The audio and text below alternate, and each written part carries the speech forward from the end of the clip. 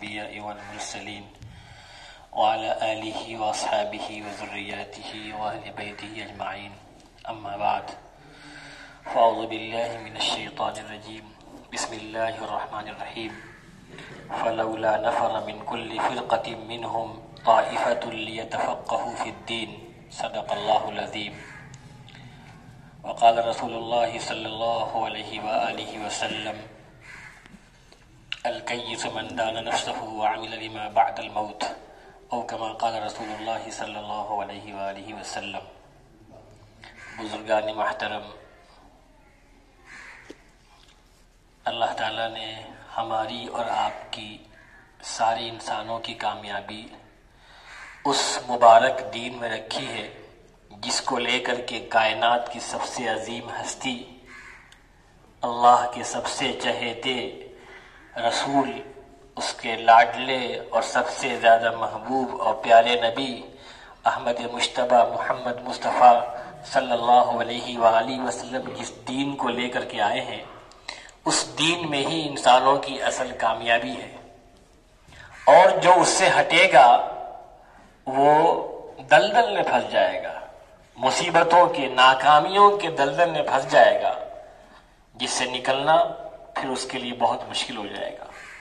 اس لیے ہم سب کو چاہیے کہ ہم اللہ کے رسول اور ان کے صحابہ کی زندگی کو اپنے لیے آئیڈیل اور اسوہ اور نمونہ بنائیں، اور خود بھی اللہ کے نبی صلی اللہ علیہ وسلم کی زندگی کا مطالعہ کریں، ان کے بارے میں کتابیں پڑھیں اور دین کو سیکھا جائے۔ دین سیکھنے کا نام ہے، ہر جاننے والے سے بڑا کوئی نہ کوئی جانکار ہے، وفوق کل ذی علم علیم۔ قرآن کریم کی آیت ہے کہ ہر جاننے والے سے بڑا جانکار۔ جب حضرت موسیٰ کلیم اللہ سے پوچھا گیا تھا کہ سب سے بڑے عالم کون ہے، ظاہر سی بات ہے کہ موسیٰ کلیم اللہ وقت کے نبی تھے اور ظاہری اعتبار سے پیغمبری سب سے زیادہ جانکار ہوگا، لیکن اللہ کو یہ بات ناپسند آئی۔ حضرت موسیٰ کلیم اللہ کی اللہ کو بات یہ پسند نہیں آئی، فرمایا موسیٰ میرا ایک بندہ ہے جو آپ سے زیادہ جانکار ہے۔ کہا اللہ مجھے اس بندے سے ملاقات کرا دے۔ آپ نے سنا ہوگا سورہ کہف میں تفصیل کے ساتھ یہ واقعہ آیا ہوا ہے۔ حضرت خضر سے جو ان کی ملاقات ہوتی ہے، حضرت موسیٰ کلیم اللہ ایک لمبا سفر کر کے جاتے ہیں، ساتھ میں اپنے خادم یوشع بن نون کو لیے ہوتے ہیں، اور مچھلی تلی ہوئی ساتھ میں ہوتی ہے،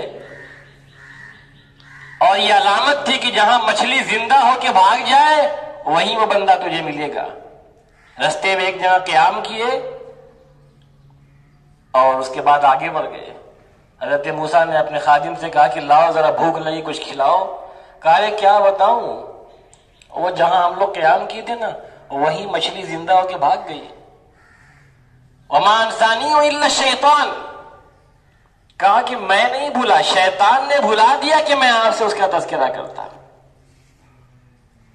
تو کہا رے مجھے تو وہیں چلنا تھا۔ تو پھر واپس آئے اور جہاں پہ مجمع البحرین، جو جہاں پہ دو سمندر ملتے ہیں، وہاں پہنچے تو دیکھا کہ ایک اللہ کے بندے ہیں۔ تفصیلی واقعہ پتہ آپ کو ہے۔ پھر حضرت موسیٰ کلیم اللہ سے ان کی ملاقات ہوئی اور حضرت خضر سے ان کی بات ہوئی۔ تو حضرت موسیٰ کلیم اللہ نے کہا تھا کہ میں آپ کے پاس آیا ہوں، مجھے علم سکھائیے۔ تو کہا کہ موسیٰ آپ صبر نہیں کر سکتے ہمارے ساتھ۔ کہا کہ کروں گا، سکھا دیجیے۔ کہا کہ آپ کیسے صبر کر پائیں گے؟ آپ کہا نہیں کریں گے۔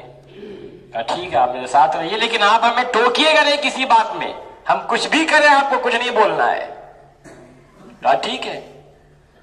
جب چلے تو ایک کشتی میں سوار ہوئے اور کشتی میں حضرت خضر نے سوراخ کر دیا۔ حضرت موسیٰ بول پڑے عجیب آدمی آپ ہیں، کشتی میں سوراخ کر دیا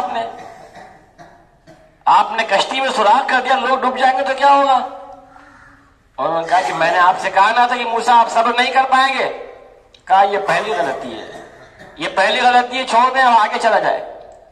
آگے چلے، ایک بستی میں گئے، اس بستی والوں سے کھانا مانگا، لوگوں نے کھانا دینے سے انکار کر دیا.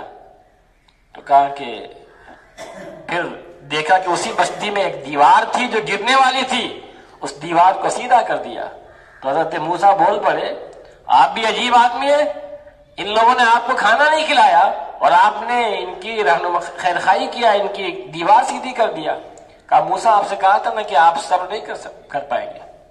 انک لن تستطیع معی صبرا، آپ ہمارے ساتھ ہرگز صبر نہیں کر پائیں گے. کہا نہیں، ایک بار موقع دیجیے. کہا چلیے. پھر گئے تو دیکھا کہ ایک لڑکا جو کھیل رہا ہے، اس لڑکے کو پکڑا اور اس کو مار دیا، جان سے مار دیا حضرت خضر نے. تو موسیٰ نے کہا ارے آپ کیسے آدمی ہیں، ایک بچے کو ایسے ہی مار دیا، ایک لڑکے کو آپ نے. کہا آپ سے کہا تھا کہ آپ صبر نہیں کر پائیں گے. اب ھذا فراق بینی و بینک، اب ہمارے اور آپ کے درمیان جدائی ہو جائے گی. لیکن میں بتاتا ہوں کہ وہ باتیں کیا تھی جو میں نے کیا، جس کا آپ کو علم نہیں تھا. جس کشتی کو میں نے سوراخ کیا تھا، اس کشتی کے اس پار، ندی کے اس پار ایک بادشاہ تھا جو ظالم تھا، جو ہر کشتی کو، اچھی صحیح سالم کشتی کو چھین لیا کرتا تھا. میں نے کہا کشتی کو عیبدار کر دوں گا تو بادشاہ کشتی کو نہیں چھینے گا. اور کہا رہی بات دیوار کو سیدھی کرنے کی، جہاں کے لوگوں نے ہماری ضیافت نہیں کی، ہمیں کھانا نہیں کھلایا، وہاں کی بات یہ ہے کہ وہاں اس دیوار کے نیچے 2 یتیم بچوں کا خزانہ تھا. تو ہم نے کہا جب یہ بچے بڑے ہو جائیں گے تو اپنا خزانہ نکال لیں گے، اس لیے میں نے اس دیوار کو سیدھا کیا تھا. اور جس لڑکے کو میں نے مارا تھا وہ لڑکا کافر تھا، رب العالمین کو نہیں مانتا تھا. اس کے ماں باپ ایمان والے تھے، لیکن اس کی محبت ان پہ غالب تھی. اس بات کا ڈر تھا کہ ایسا نہ ہو کہ کہیں ماں باپ بھی اس کی محبت میں غالب آ کر کے ایسا نہ ہو کہ مغلوب ہو جائے اور وہ بھی کفر کر بیٹھے. لہذا اللہ سے یہ دعا ہے کہ اللہ اس لڑکے کے بدلے اسے اس سے اچھا بچہ دے، اس سے اچھا لڑکا اس کو دے. اس لیے میں نے اس کو مار دیا کہ اللہ اس کو اس سے اچھا بچہ دے گا. تو یہ 3 باتیں تھیں جو ہم نے کیا، آپ کو نہیں پتا تھا. تو فوق کل ذی علم علیم، ہر جانکار سے بڑا جانکار ہوتا ہے. چاہے کوئی کتنا بڑا عالم بن جائے، اس کو چاہیے کہ اپنے آپ کو طالب علمی سمجھے. بڑے سے بڑا عالم ہو جائے، لیکن علم کی جو تلاش ہوتی ہے، علم ایک ایسا اتھا سمندر ہے جس کی گہرائی کا پتہ نہیں ہے. جتنا بھی اس میں غوطہ لگائیں گے اتنا ہی مزہ آتا جائے گا. لیکن علم کے ساتھ ساتھ تکبر نہیں آنا چاہیے. تکبر آئے گا تو شیطان کی طرح معاملہ ہو جائے گا. شیطان کا ہی بہت علم تھا لیکن تکبر نے اس کو برباد کر دیا. اس لیے علم سیکھنے کے ساتھ ساتھ اس پہ عمل کیا جائے، لیکن علم کا جو ادب ہے اس ادب کا بھی لحاظ کیا جائے. اور خود کو عالم نہ بنا جائے جب تک کہ آپ مکمل علم نہ حاصل کر لیں. جو اس کے ذرائع ہیں، اردو کی چند کتابیں پڑھ کر کے، کچھ دن عربی سیکھ کر کے کوئی سمجھ لے کہ ہم عالم ہو گئے تو وہ بہت بڑا بیوقوف ہے. سیدنا علی کرم اللہ کے بعد کہ اس میں بارے میں آتا ہے، علامہ قرطبی نے لکھا ہے کہ ایک شخص دیکھا کہ مسجد میں بیان کر رہا ہے. پوچھا یہ کون ہے؟ کہا یہ واعظ نصیحت کر رہا ہے. فرمایا کہ یہ نصیحت نہیں کر رہا، یہ بتا رہا کہ میں فلاں بن فلاں ہوں، میں فلاں کا لڑکا فلاں ہوں. یعنی اپنا نام کرنا چاہتا ہے. یہ ریاکاری کر رہا، اپنا نام اور شہرت چاہتا ہے. اسے بلایا، کہا تجھے ناسخ منسوخ پتا ہے؟ حدیث کی قسم ہوتی ہے، بعض حدیثیں جو پہلی آتی ہیں اس کے بعد جو حدیثیں آتی ہیں وہ ناسخ ہوتی ہیں، جو پہلے احکام کو ختم کر دیتی ہیں. تو ناسخ منسوخ، جو بعد میں آئی وہ ناسخ، اور جو پہلے وہ منسوخ، اس نے منسوخ کر دیا، یعنی پہلے والے حکم کو کینسل کر دیا گیا. بعض احکام شروع میں حلال تھے بعد میں حرام ہو گئے، بعض چیزیں شروع میں حرام تھی بعد میں حلال ہو گئی. جیسے پہلے مثال کے طور پہ یہ تھا روزہ، جب روزہ لوگوں کے لیے فرض ہوا تو اس کا حکم یہ تھا کہ روزہ کھولنے کے بعد جو ٹائم ہوتا ہے، اگر رات کو کوئی سو گیا، ایک نیند بھی لگ گئی تو اس کا روزہ پھر شروع ہو گیا. اب سحری کا وقت کا خیال نہیں، مثال کے طور پر مغرب بعد کو سو گیا، 1 گھنٹے کے بعد اس کی آنکھ کھلی تو اب پوری رات سے روزہ لے کر کے اگلے دن مغرب تک روزہ اس کا. شروع میں اسلامی حکام میں یہی تھا. ایک صحابی مزدور تھے، مزدوری کر کے آئے، روزے سے تھے، بیوی سے پوچھا کچھ کھانے کے لیے ہے؟ بیوی انتظام میں لگ گئی، اتنی دیر میں ان کی آنکھ لگ گئی. اب ان کو یہ خیال ہوا اللہ دن بھر کا تھکا میرا شوہر، آنکھ لگ گئی، اب تو روزہ پھر شروع ہو گیا، بیچارہ پوری رات بھوکا رہے گا، دن بھر تو بھوکا تھا ہی، اب پوری رات بھوکا رہے گا اور کل پورا دن بھوکا رہے گا. تو جب اللہ تعالیٰ نے دیکھا کہ یہ مشقت ہے لوگوں پہ، اللہ کو پہلے سے پتا تھا لیکن حکم میں تخفیف کرنی تھی، امت مسلمہ پہ آسانی کرنی تھی، تو اللہ تعالیٰ نے پھر قرآن کریم کی آیت نازل فرمایا اور پھر یہ فرمایا کہ اب تمہارے لیے روزہ صرف رات تک ہے، وَأَتِمُّ الصِّيَامَ إِلَى اللَّيْلِ، مغرب تک روزہ. تو شروع میں جو حکم تھا وہ بعد میں منسوخ ہوا کہ نہیں ہوا؟ تو جب ناسخ منسوخ کسی کو نہیں پتا ہے وہ کیا جانے گا؟ آگے پیچھے کی بات نہیں پتا، کوئی کہہ دے اللہ کی قسم قرآن کریم میں لکھا ہوا ہے لا تقربوا الصلاۃ، تم نماز مت پڑھو. وہ کہہ دے ہاں ہم نے پڑھا قرآن میں لکھا ہوا کہ نماز کے قریب ہی مت جاؤ. آگے مت پڑھو کیا لکھا ہوا ہے؟ وَأَنْتُمْ سُكَارَىٰ، اس حالت میں کہ تم نشے میں ہو، نشے کی حالت میں تم نماز کے قریب بھی مت جاؤ. یہ ہے تو آدھی بات بتاؤ، آدھی نہ بتاؤ، آپ بن جاؤ عالم. عجیب سی بات ہے. کسی ڈاکٹر سے کہیے کہ مجھے اپنے مکان کا نقشہ بنوانا ہے، ذرا بنا دیجیے آپ نا. عجیب بیوقوف آدمی یار، میں مکان کا نقشہ بناتا ہوں کہ جو ہے میں کسی کو دوا دیتا ہوں. اور کسی انجینئر سے کہو کہ بھائی مجھے بڑا تیز بخار آ رہا ہے، ذرا کوئی دوا لکھ دیجیے نا آپ. کہ عجیب آدمی یار. آج عجیب عالم ہے، ہر شخص مفتی بنا چل رہا ہے. بڑی تعداد لوگوں کے جو اپنے آپ کو مفتی بن رہے ہیں، اردو کی چند کتابیں پڑھ لیا، کچھ دن سعودی میں جا کے عربی سیکھ لیا اور سمجھتے ہیں کہ میں عالم ہوں، میں مفتی ہوں، میں جس پہ چاہوں کمنٹ کر دوں، جس کو چاہوں بول دوں. ایک بزرگ کے بارے میں آتا ہے، ایک بزرگ تھے، عالم تھے. ایک دن نماز پڑھ رہے تھے، عمر زیادہ تھی، بڑھاپے کی عمر کو تقریباً، سجدے کی حالت میں ذرا سا گھٹنا، یہ جو ہے کونی جو ہے گھٹنے سے لگ گئی. نماز کے بعد ایک صاحب نے ان کو ٹوک دیا، حضرت حدیث پاک میں آتا ہے کہ سجدے میں کوہنیوں کو گھٹنے سے مت لگا کتے کی طرح سے. کہ اچھا آپ عالم ہیں؟ کہنے عالم تو نہیں ہوں میں، لیکن میں نے پڑھا ہے کتاب میں. کہا پڑھا آپ نے کتاب میں؟ کہا کس کتاب میں پڑھا؟ کہا اردو کتاب میں پڑھا ہے. کہا اچھا کئی کتاب پڑھا آپ نے؟ کہا ایک کتاب پڑھا آپ نے. کہا اس کے علاوہ بہت سی کتابیں پڑھا آپ نے؟ ایک جگہ پڑھا ہے.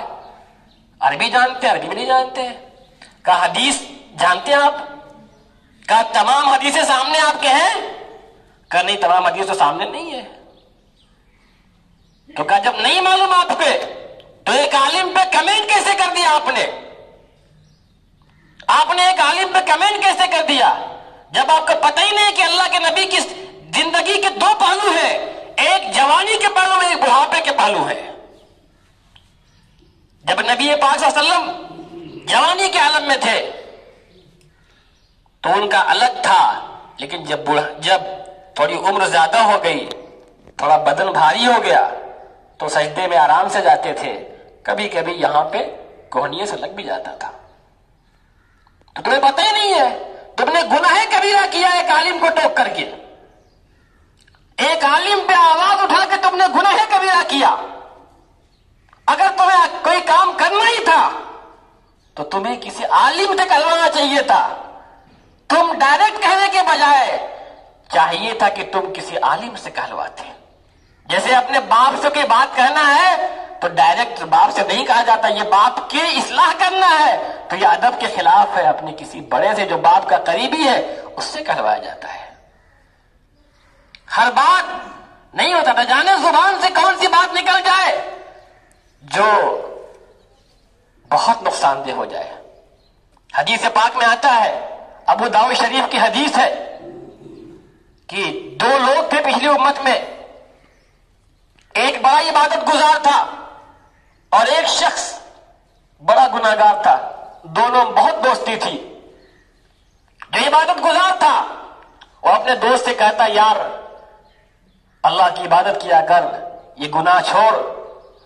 تو وہ کہتا، مجھے میرے حال پہ چھوڑ، مجھے میرے حال پہ چھوڑ، میرا رب جانے میں جانوں. ابو داؤد شریف کی حدیث ہے، اس نے کہا کہ مجھے میرے حال پہ چھوڑ، میں جو کروں چھوڑ، تو اپنا دیکھ، تو میرا نگراں نہیں ہے. ایک دن غصے میں آ کر کے اس نے کہہ دیا کہ جا، تجھے اللہ کبھی معاف نہیں کرے گا. یہ حدیث پاک میں آتا ہے کہ یہ کہہ دیا کہ جنت میں اللہ تجھے کبھی داخل نہیں کرے گا. چند دن کے بعد دونوں کا انتقال ہو گیا. رب کائنات کے سامنے دونوں کو پیش کیا گیا. رب نے اس بندے سے جو عبادت گزار تھا اس سے یہ پوچھا کہ تم نے یہ کیسے کہہ دیا کہ اللہ اسے کبھی نہیں معاف کرے گا؟ کیا تم میرے بارے میں جانتے تھے؟ کیا میں نے تم کو اپنا فیصلہ بتایا تھا؟ تمہیں کون حق ہوتا ہے میرے بارے میں فیصلہ کرنے کا کہ جنت جہنم میں کس کو دوں گا؟ تم ہوتے کون ہو؟ پھر اللہ نے آرڈر دیا جس گنہگار شخص کو کہ جنت میں لے کے جاؤ، اور جو دیندار تھا اسے آرڈر دیا جہنم میں لے کے جاؤ. زبان سے کون سی بات نکل جائے، کب اللہ کی گرفت پکڑ ہو جائے، کوئی جانتا نہیں ہے. اس لیے انسان کو چاہیے کہ اپنی زبان سے جو بھی بول نکالے ذرا تول کے نکالے، وزن کر کے نکالے. ما یلفظ من قول الا لدیہ رقیب عتید. زبان سے جو بھی بات نکل رہی ہے فرشتہ ہے جو سب کچھ لکھ رہا ہے. اللہ تعالی ہم سب کو صحیح باتوں پہ عمل کرنے کی توفیق عطا فرمائے. وآخر دعوانا